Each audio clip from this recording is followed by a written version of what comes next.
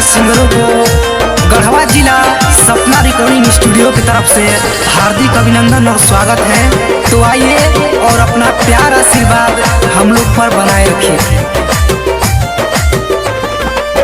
गढ़वा जिला में सपना स्टूडियो खुला आए भैया सपना स्टूडियो में मेरा स्वागत बा। गढ़वा जिला में सपना स्टूडियो खुला, गढ़वा जिला में सपना स्टूडियो खुला। आई भैया आई बहिन मोहन मोर हर सता, आई भैया आई बहिन मोहन मोर हर सता। गढ़वा जिला में सपना स्टूडियो खुला, गढ़वा जिला में सपना स्टूडियो खुला। आई भैया आई बहिन मोहन मोर हर सता, आई भैया आई बहिन मोहन मोर हर सता, आई भैया आई बहिन मोहन मोर हर सता।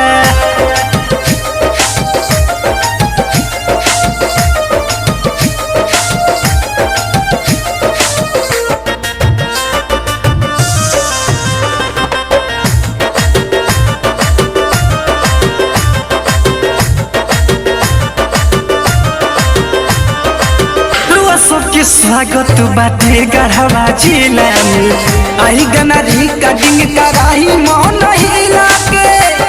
ए भैया आई ना रुआ सबसे विनती हाथ जोड़ी बाटे।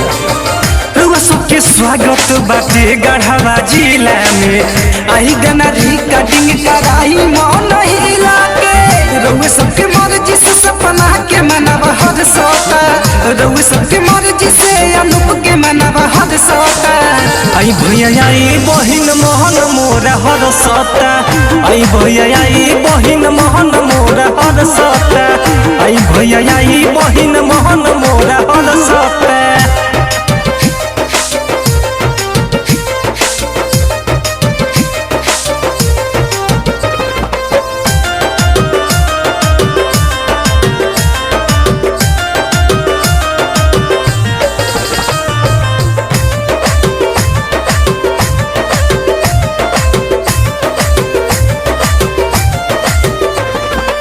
संगीत के सरगम सजावे के बा भैया हो, डीजे पर गाना बजावे के बा भैया हो।